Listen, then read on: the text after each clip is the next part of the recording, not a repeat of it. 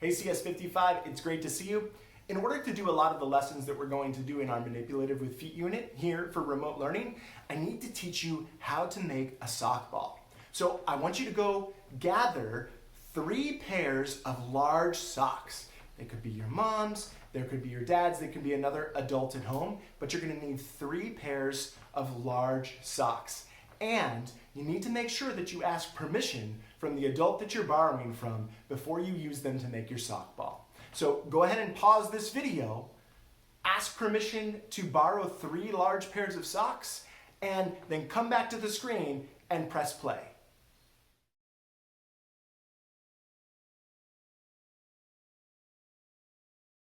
Okay, so I have my 3 pairs of socks here. Now I have big feet, so these are large socks already. Remember, you want to try and find large socks. The larger socks you have, the larger your sock ball will be.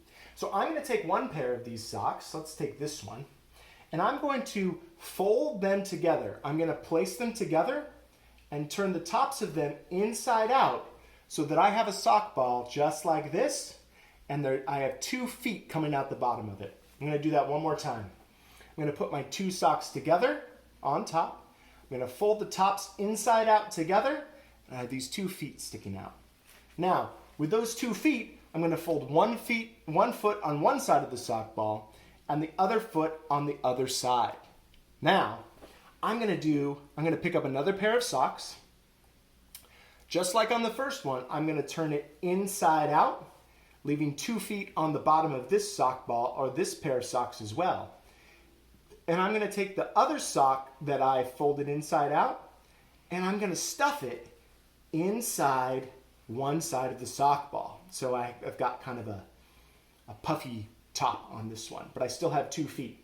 Just like last time, I'm going to take these 2 feet and fold them back over, and I'm going to take my next pair of socks, fold them inside just like the other 2, and repeat the same process.